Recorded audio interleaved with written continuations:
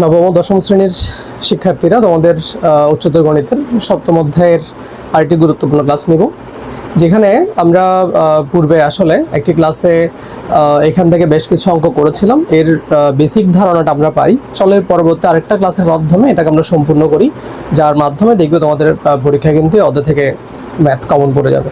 আর উচ্চতর গণিতের একটা বিষয় হলো যে এখান থেকে বেশিরভাগ দেখা যায় যে বইয়ের অঙ্কগুলো প্রায় কমন চলে আসে, খুব একটা বেশি পরিবর্তন কিন্তু হয় না উচ্চতর গণিতে। চলো আমরা কথা না বাড়িয়ে ক্লাসে চলে আসি।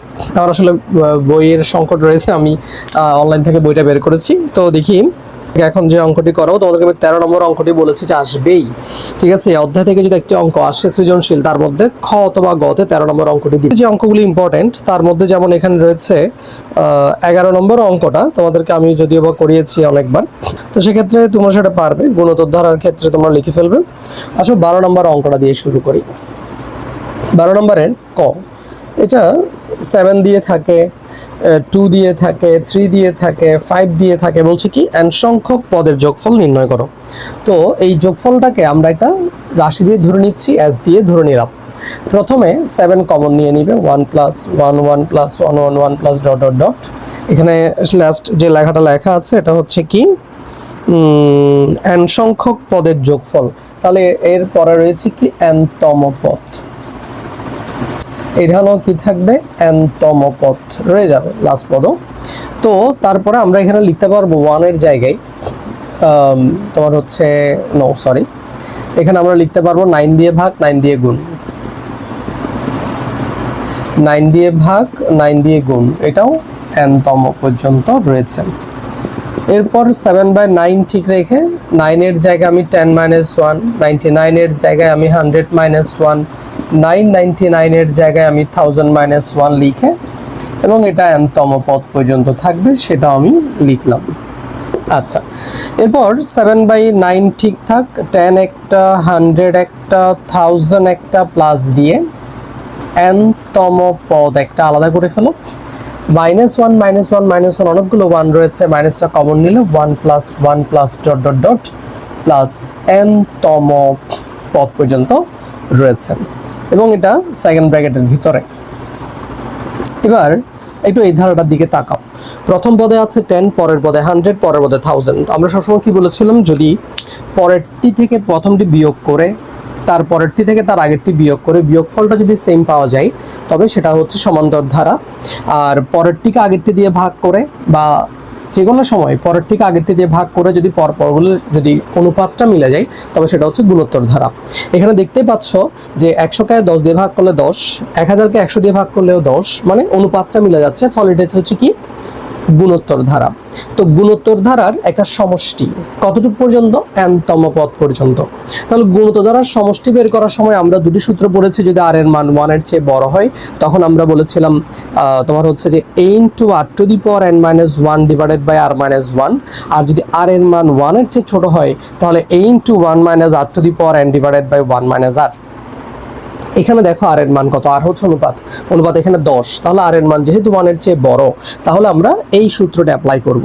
যেখানে এই বলতে হচ্ছে 10, প্রথম পদকে এ বোঝাচ্ছে, আর বলতে বোঝাচ্ছে ডিভাইড, মানে ভাগফলটাও 10 আর এর মান, আর n এর মান হচ্ছে n-তম পদ আমরা জানি না। তাহলে সেই ক্ষেত্রে আমরা লিখে ফেলতে পারি 10 × 10⁻n - 1 ডিভাইডেড বাই 10 - 1। এই ধারাটির সমষ্টি, এইটি একটি গুণোত্তর ধারা। এই গুণোত্তর ধারার প্রথম পদ এর মান 10, অনুপাত আর এর মানও 10, এবং n পদের সমষ্টি n ডিভাইডেড বাই r - 1 10 - 1। এইটুকু পর্যন্ত এর আনসার। কেমন, সেকেন্ড ব্র্যাকেটের ভিতরে ওর আছে মাইনাস, এখানে 1 + 1 + 1 + n পর্যন্ত কয়টি 1 আছে আমরা জানি না, অসীম সংখ্যক 1 রয়েছে। তাহলে আমরা বলি n সংখ্যক 1, n সংখ্যক 1 মানে n × 1, n × 1 মানে হচ্ছে n, n × 1 মানে হচ্ছে n, অর্থাৎ n সংখ্যক 1 রয়েছে। এবারে এই 7/9 দিয়ে ওকে গুণ করে দাও। খেয়াল করে দেখো যে 7 দিয়ে 10কে গুণ করো 70, ইনটু রয়েছে 10⁻n - 1 ডিভাইডেড বাই 9, আর এখানে নিচে 10 - 1 = 9, 9 নং কত 81, বিয়োগ 7 দিয়ে n কে গুণ করো 7n ডিভাইডেড বাই 9।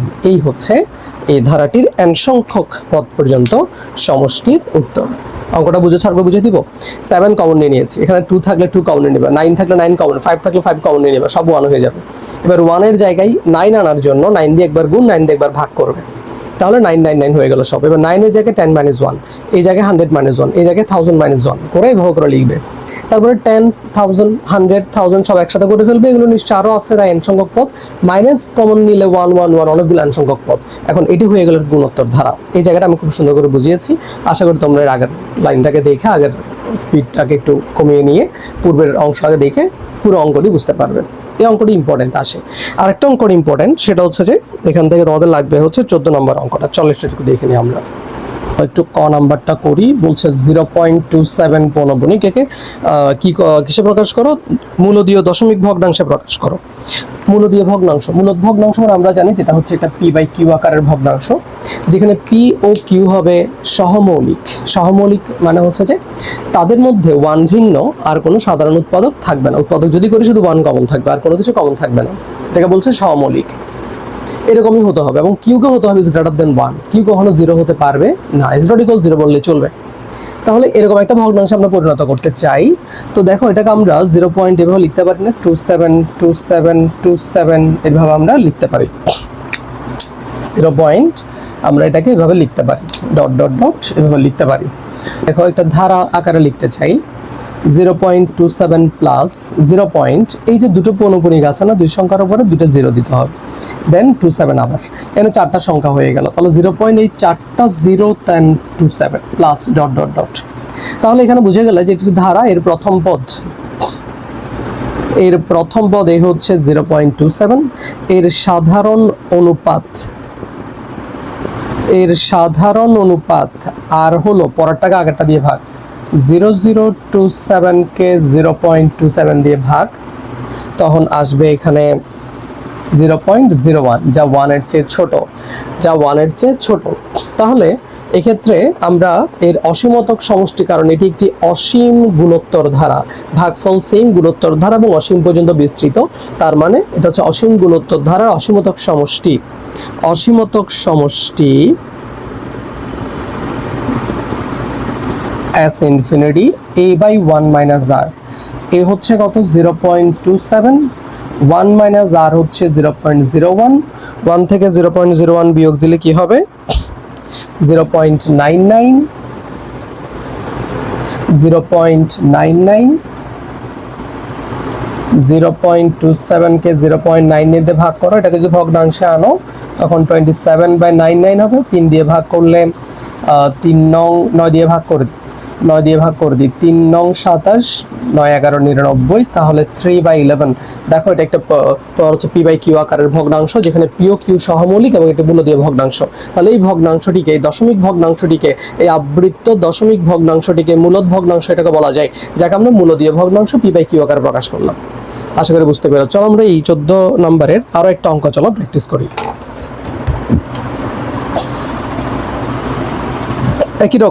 একই রকম সিস্টেমেরই হবে।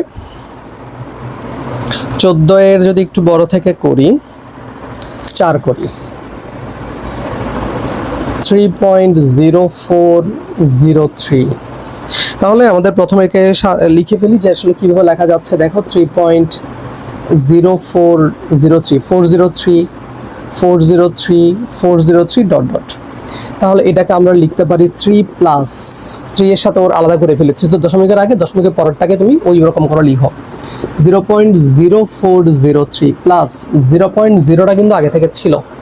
এবারে 3টে সংখ্যার উপরে পৌনঃপুনিক, 4 থেকে শুরু করে 3, এটা সিরিয়াল বলা হয়।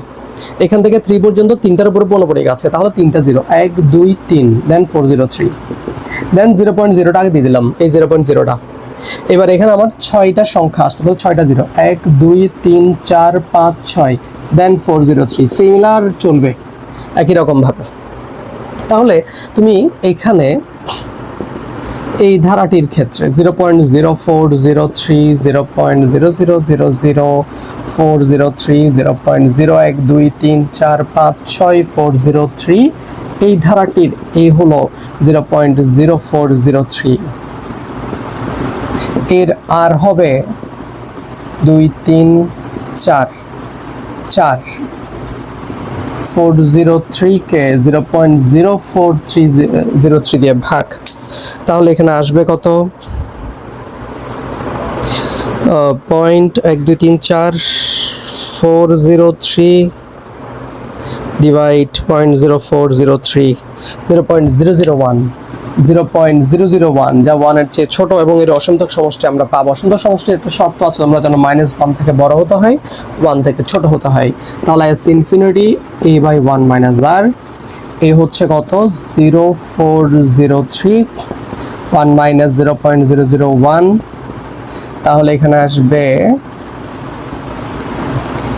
তোমার হচ্ছে 1 থেকে বিয়োগ করলে কত হবে? এটা 0.999। তুমি যদি একটু ভেঙে দেখো, এখানে 1 তো দশমিকের জন্য 1, পরের 4 সংখ্যার জন্য 4টা শূন্য, উপরে রয়ে যাবে কত? 403। এখানে ভাঙো, দশমিকের জন্য 1, 3 সংখ্যার জন্য 3টা শূন্য, উপরে রয়ে যাবে 999। তাহলে জিনিসটা আসতেছে 4টা শূন্য, উপরে উঠবে 3টা, 999 কাটাকাটি করলে 403, নিচে শূন্য থাকবে, তাহলে 9990 কাটাকাটি যাবে না, এটাই অবস্থা রয়ে যাবে। ঠিক আছে, এটা কতটুকু অংশের মান? এটা হচ্ছে যে এই ব্র্যাকেটের ভিতরের অংশের মান। তাহলে পুরোটার কি আসবে? 0403 পনপনিক ইকুয়াল টু যে 3 প্লাস ছিল না, 3 সমস্ত 4039990 নিচে, এই হচ্ছে আমার সেই মূলদীয় ভগ্নাংশ। আমি কিন্তু ব্র্যাকেটের ভিতরের কাজটা করেছি, যেটার মান এসেছে আমার 403/9990। আর যখন আমি 3 প্লাস একসাথে লিখতে যাব, তখন 3 সমস্ত এরকম করে 3 সমস্ত 9990 ভাগের 403 এভাবে করে আসবে। আশা করছি তোমরা বাকি অঙ্কগুলো সেমভাবে করতে পারবে। এর পরবর্তী যে সৃজনশীল, সেটা যদি আমরা করতে যাই, চলো একটা তোমাদেরকে সৃজনশীলের ধারণা দিয়ে দিই। এখানে বলছে ধারাটির সপ্তম পদ নির্ণয় করো। এই যে 15 নম্বর সৃজনশীলটা দেখো করি।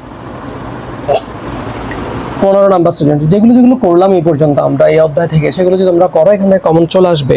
তো কোনটা আসবে সেটা তোমাকে বলে, যে 14 নম্বর থেকে একটা অঙ্ক আসার সম্ভাবনা খুবই বেশি, 13 নম্বর অঙ্কটা খুবই ইম্পর্টেন্ট, আর 11 নম্বর অঙ্ক থেকেও তোমার কতে দিতে পারে। আর বেশিরভাগই খ আর গ এর মধ্যে আরেকটা অঙ্ক দিতে পারলে সেটা হচ্ছে 12 নম্বরটা। ব্যাস, এবার তুমি দেখো সব অঙ্ক কমন পড়ে যাবে। 15 এর ক কি দিয়েছে দেখো। এখন ধারাটা হচ্ছে a plus ab plus ab square plus dot dot গুণিত ধারা বলে দিয়েছে, এবং ধারাটি সপ্তম পদ বের করো। গুণিত ধারার n-তম পদের সূত্র আমরা জানি। এখানে প্রথম পদ এ হচ্ছে সাধারণ অনুপাত, আর হচ্ছে পরেরটাকে আগেরটা দিয়ে ভাগ করো, b পাওয়া গেল। তাহলে n-তম পদের সূত্র আমরা জানি a r⁻n-1। তো আমাকে বলেছে সপ্তম পদ বের করো, তাহলে a⁻7-1 a⁻6 a⁻6। এখন যদি এখানে মান বসাই, আর এর জায়গায় আমাকে b বসাতে হবে, তাহলে b⁻6 আসবে। এই হচ্ছে সপ্তম পদের অ্যান্সার। এরপরে বলছে a এর জায়গায় 1 বসাও, b এর জায়গায় হাফ বসাও। ধরো অসংখ্য সমষ্টি যদি থাকে তবে বের করো। এর জায়গায় 1, b এর জায়গায় half. a equal to 1, b equal to half হলে ধারাটি 1 হাফ, 1টা চলে যাবে, হাফ স্কোয়ার করলে কত? 1/4 ডট ডট। এই হচ্ছে ধারা। ঠিক আছে, তাহলে আমরা হচ্ছে তোমার মোটামুটি বুঝে গেলাম যে এখানে ধারাটির প্রথম পদ হচ্ছে 1 এবং তার সাধারণ অনুপাত হচ্ছে হাফ। হাফকে যদি 1 দিয়ে ভাগ করি আমরা, হাফ ডিভাইড 1, তাহলে ইন্টু করে 1, হাফ হাফ থাকবে, এবং যেটা 1 এর চেয়ে ছোট এবং অসীম সমষ্টি থাকবে। অসীমতক সমষ্টির সূত্র আমরা জানি s infinity a divided by 1 minus r, যেখানে a হচ্ছে 1 আরও হচ্ছে হাফ, তাহলে 1/2 উল্টে গেলে চলে আসবে এখানে কত? 2। অসীমতক সমষ্টির অ্যান্সার আসবে এখানে 2। এরপরে গ নাম্বারে বলছে যে a এর স্থলে 3, b এর স্থলে 3 3, b এর স্থলে 3 3 3 বসালে কি হবে? a এর স্থলে যদি আমরা 3 বসাই, ab এর স্থলে 3 3, a স্থলে 3, ab এর স্থলে 3 3, ab স্কয়ারের স্থলে 3 3 3 এভাবে করে বসাতে বলছে। তাহলে এই n সংখ্যক পদের সমষ্টি, ওই যে কিছুক্ষণ আগে করলাম, কি করতে হবে বলো? 3 কমন নিলে, তারপরে কি বলেছি? 9 দিয়ে ভাগ, 9 দিয়ে গুণ।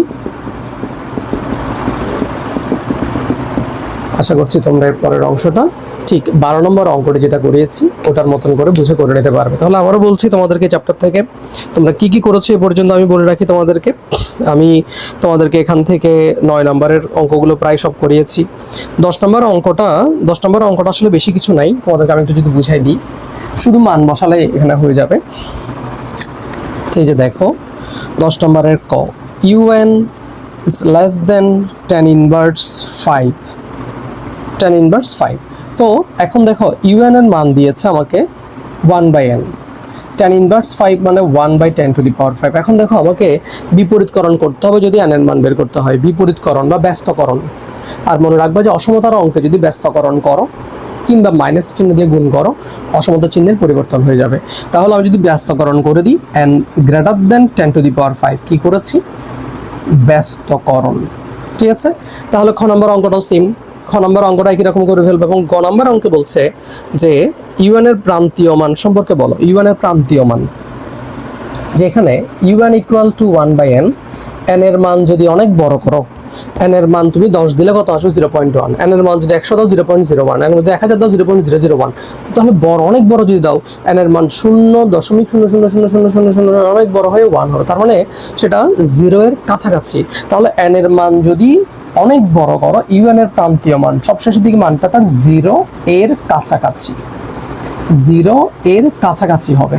ঠিক আছে, এভাবে আমরা এই অধ্যায়টির প্রায় সব অঙ্ক কিন্তু শেষ করে ফেলেছি। দেখো 12 নম্বর অঙ্কটা তোমাদেরকে করিয়েছি, 13 নম্বর অঙ্কটাও করিয়েছি, 14 নম্বর অঙ্ক এখন করালাম, 15 নম্বর অঙ্ক বুঝে দিলাম, 16, 17 লাগবে না, 16 নম্বরটা তোমরা নিজেরা বসে একই রকম করে ফেলো এবং এর ভিতর থেকে তোমরা কিন্তু অঙ্ক কমন পেয়ে যাবে। সপ্তম অধ্যায়টি আজকে এখানে শেষ করালাম, আজকে এখানে থাকলো। সপ্তম অধ্যায়টি আরেকটি ক্লাস তোমাদেরকে সৃজনশীলের মাধ্যমে পরবর্তীতে আমি করে বুঝিয়ে দেবো। আপাতত এটুকু দিয়ে তোমরা পরীক্ষাটা দিয়ে ফেলতে পারবে। ধন্যবাদ সবাইকে, ভালো থাকবে সবাই।